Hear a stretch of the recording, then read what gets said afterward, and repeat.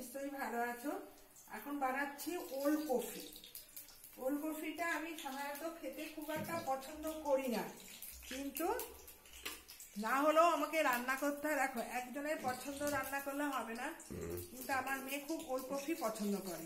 তার কথা রেখে ও বাজার থেকে পড়তে আসার সময় প্রায় 4টে না 5টা ওলকপি নিয়ে এসেছে। তখন আমি বললাম, তুই ওলকপিগুলো তো আমি যে রান্না করেছি ওগুলো তো ঘন্ট। আজকে বলছে, না মা, ওলকপি না, একটা মেয়ে টিফিনে রুটি দিয়ে ওলকপি মাখো মাখো তরকারি নিয়ে এসেছে, রুটি দিয়ে খেতে খুব ভালো লাগে, তুমিও আমার জন্য ওলকপি বানিয়ে দিল। ঠিক আছে, তুই যখন এনেছিস তো রান্না করতেই হবে, এটা তো কিছু নেই। টিফিনে এখন মেয়েরা অনেক সময় কি হয়, রুটি তরকারি নিয়ে আসে। খাওয়াটা ভালো, স্বাস্থ্যের পক্ষেও ভালো। মায়েরা যে এখন স্বাস্থ্য সচেতন হচ্ছে, সবার পক্ষে তো আর সবাই তো আর পিৎজা বার্গার খাওয়া সম্ভব নয়। এখানকার বিভিন্ন ছেলে মেয়ে বিভিন্ন ঘর থেকে এসে, কারোর বাবার অর্থ আছে, কারোর বাবার অর্থ নেই। এসব কথা বাদ দেওয়াই ভালো। অর্থ নিয়ে বিচার করে তো আমরা তাকে তো, যার অর্থ কম তাকে তো আমরা সাহায্য করতে পারবো না। অর্থহীন বাবা যাদের অর্থ আছে তাদের ব্যাপারটা সত্য না। এইবার আমি জিরে ফোড়ন দিয়ে কি করছি, ওলকপিটা ভালো করে ভেজে নিচ্ছি। বলছি, ওলকপিটাকে একদম লাল লাল করে ভেজে নেবে। তারপরে যেভাবে তরকারি রান্না করে, কাঁচা গন্ধটা যদি তোমার ভালো না লাগে, তাহলে লাল লাল করে ভাজবে। যদি ওলকপি কেন তাতে যে কোনো সবজি গন্ধটা চলে যায়। তা আমি নুনটাও দিয়ে দিচ্ছি একেবারে।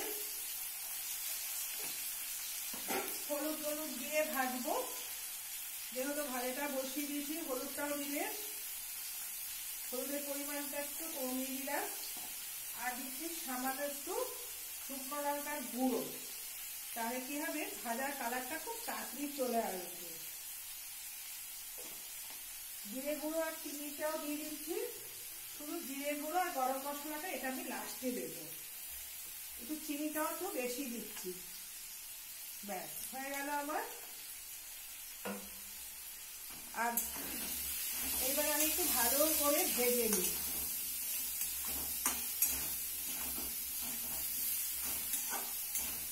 মিনিট 5 এইভাবে নাড়িয়ে নাড়িয়ে ভাজা করলে পর হবে কি হবে, আর তাতে একটু তেলের পরিমাণটা আমি একটু বেশি দিয়েছি। ভাজা প্রায় হাফ হয়ে এসেছে, দেখো। এবার যেহেতু ভাজার জন্য আমি একটু আলুটাও দেবো, তাহলে একসাথে আলু আর ওটা আরেকটু ভাজা হয়ে যাবে। সঙ্গে কাঁচা টমেটোটা দিয়ে দিচ্ছি। এখন পাকা টমেটোর থেকে কাঁচা টমেটোর দাম কম। তরকারিতে কাঁচা টমেটো দেওয়াও যায়। এখন কাঁচা টমেটো দিয়ে মাছের ঝোল কেন, যে কোনো রান্না খেতেও ভালো লাগে, আর ঘরে রাখলেও পেকে যায়। তাকে ভালো করে নাড়িয়ে নাড়িয়ে আমি ওলকপিটাকে ভালো করে, ওলকপি আলুটাকে ভালো করে ভেজে দিচ্ছি।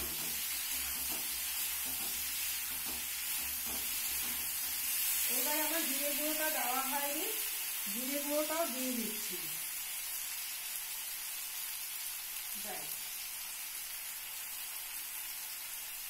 জিরে গুঁড়োটাও দিয়ে দিচ্ছি। আর দিচ্ছি একসাথে গরম মশলাটাও দিয়ে দিচ্ছি।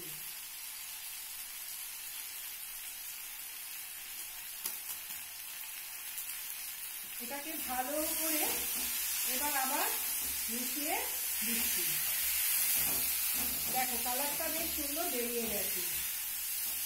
এই গরমের সময় গরমের সবজি, শীতের সময় শীতের সবজি, বর্ষার সময় বর্ষার সবজি।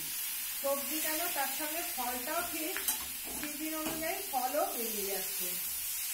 যখন যে সিজন সেরকম সবজি যদি খাওয়া যায়, তা এটা আমার হয়ে গেছে। এসে আর নাড়ানো যাবে না, তাহলে এর মধ্যে আমি একটু জল দিয়ে দিচ্ছি।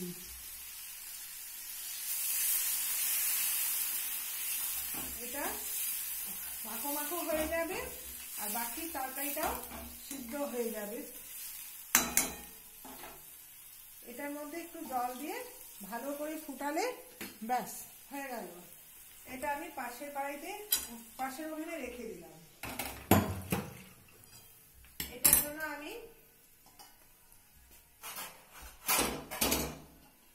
থালাটাও দিয়ে দিচ্ছি।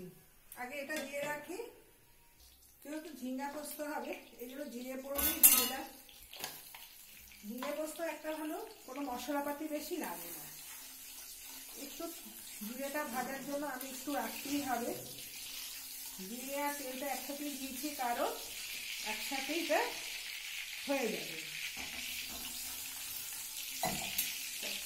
প্রচন্ড ঠান্ডা পড়েছে, সকাল থেকে আকাশ মেঘলা, কয়েক ফোঁটা বৃষ্টিও হয়েছে।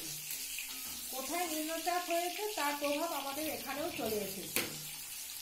মাঝখানে এটা দুদিন শীতও ছিল না, কিন্তু বলছে এই যে নিম্নচাপটা এসেছে তারপর রৌদ্র উঠবে, তারপর জামা কাপড় দিচ্ছি ছাদে, শুকাচ্ছে না, কি মুশকিলে পড়া গেছে। শীতের দিনে এমনিতেও জামা কাপড় বেশি থাকে, তার মধ্যে শুকাচ্ছে না। ঘরের মধ্যে দেওয়া মানে একটা, তাও আমার জায়গা আছে, ছাদের ওপরে দড়ি টানিয়ে দিয়েছি, ওখানে জামা কাপড়গুলো দিয়ে আসি। যাদের জায়গা নেই তাদের খুবই কষ্টদায়ক। বাটি করে ঢেলে না, জল আছে যদি টপ করে পরে, এগুলো আস্তে আস্তে হাতে করে দিতে, যে কতটা জল এসে দেখেছি।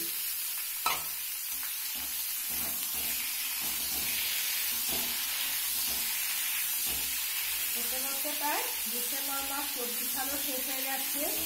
24 সালে মানুষের মধ্যে যে কত মানুষ চলে গেছে, কত মানুষের কাজ চলে গেছে, কত মানুষ অসুস্থ হয়ে ঘরে পড়ে আছে। ক্যান্সার এমন একটা রোগ, মানুষ একটা একটা করে বছর চলে যাচ্ছে, একটা একটা বছর যেতে যেতে মানুষ বৃদ্ধ হয়ে যাচ্ছে, মানে বয়স্ক অন্তরে প্রত্যেকের চিন্তা ভাবনা বেড়ে যাচ্ছে। এই যে আমার বয়স 70 হয়ে গেছে, কারো 90 যখন বয়স্ক মানুষরা গল্প করে শুনতে ভালো লাগে, কিন্তু কষ্টদায়কও হয়। যারা অল্প বয়সে তাদের কথা বেশি চিন্তা হয় না। একটু চিনিটা আমি দিয়ে দিচ্ছি। এবার হলুদ দেব, হলুদটা বেশি দিলাম না। এবার আমি সামান্য একটু নুন দিয়ে দিচ্ছি, একটু নুন দিয়ে দিলাম, আর কাঁচা লঙ্কা বেটে দেবো, কিন্তু একটু হালকা লাল লাল রঙের জন্য। আমার ঘরে কাঁচা লঙ্কা বাড়ন্ত, তাদের একটু শুকনো লঙ্কা দিলাম হালকা ঝালের জন্য। এটা হতে থাকুক, এটা না বললে না, এটা একটু জল ছাড়া হবে ঝিঙে পোস্ত। এইবার আমি মশলাটা বেটে নিই, মশলাটা রেডি করে রেখেছি। এবার এখানে চাপা ঢাকাটা দিয়ে দিচ্ছি, বাকিটা একটু দিয়ে দিলাম। এবার পোস্তটা আমি বেটে নিই।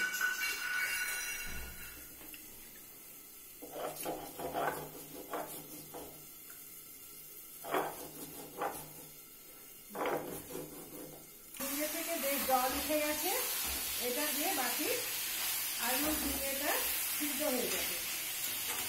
একটা জিনিস আমার খুব ভালো লাগছে, একজন লোক গল্প করতে করতে যাচ্ছে, আমি শুনছি পাশ দিয়ে, রাস্তা যখন হাঁটাচলা করে তখন দেখি কত মানুষের কত বলছে, দাদা আমি পড়ে গিয়ে আমার হাত ভেঙে গেছে, হাতটা সুস্থ হয়েছে, কিন্তু মনের আঘাত তা আমাকে কি করে দিয়েছি, একবারে পোস্ত বাটাটা দিয়ে দিলাম।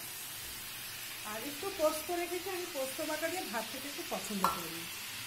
তখন বলছে আমার তো হাত ভেঙে গেছে, হাতটা তো বেশ ডাক্তার দেখিয়েছি, সুস্থ হয়েছে। তখন কেন আপনি এই কথাটা বলছেন কেন? আমার হাত ভাঙার পিছনে আমার প্রায় 1 লাখ টাকা কাছাকাছি গেছে। এবার বাড়িতে গিয়ে এসেছি, 1 লাখ টাকা আমার ছেলের হিসাবটা, তাহলে আমার খরচাটা তো তুই করেছিস। তখন বাবা বলল তুই হিসাবটা আমায় দেখাতো। ছেলে বলল আমি তোমার হিসাবটা খাবো করে। বাবার মনে খুব আঘাত লাগলো, যেই ছেলেকে আমি এত বড় করে লেখাপড়া শিখিয়ে তাকে সমস্ত কিছু দিলাম, সেই ছেলেটি বাবাকে যখন আঘাত দেয়, তখন বাবা তার উত্তরে বলল আমার হাত ভাঙাটা তো সারল, সেই পয়সাটা আমি তোকে আরো 50,000 টাকা বেশি তোকে দেবো, তুই কত দিয়েছিস হিসাব আর চাই না, তোকে আমি এর থেকে বেশি টাকা দেবো। তখন ছেলেটা বেশ শুনে মনে মনে ভালোই হাসলো, বললো বাবা যেই আঘাতটা তুই আমায় দিলি, এই আঘাত কিন্তু আমার শেষ জীবন অবধি মনে রাখবো, ঠিক আছে? এই হচ্ছে গল্প করতে করতে চলে আমি একটা অটো ধরে চলে গেলাম শ্যামনগর স্টেশনের দিকে।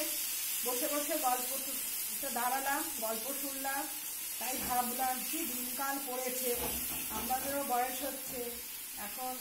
তারপর আমাকে জিজ্ঞাসা করলো বাড়ি কোথায়, আমার স্বামীর বাড়ি। বলছে যাই হোক এই হচ্ছে গল্প। অটোতে উঠলো, উনিও অটোতে উঠলেন, আমিও অটোতে উঠলাম। বলো আমিও শ্যামলাকার স্টেশনে যাবো। আনলাম আমারও ওদিকে যাবো, গল্প করতে করতে যাচ্ছি। হ্যাঁ কি করবো, গল্প করছেন আমি শুনছি, মনের কথা শোনারও লোক নেই। এখন একটা শোনার আছে, মানে দোষ ত্রুটি খোঁজার জন্য বসে থাকবে, অর্থের জন্য বসে থাকবে, বুঝেছ?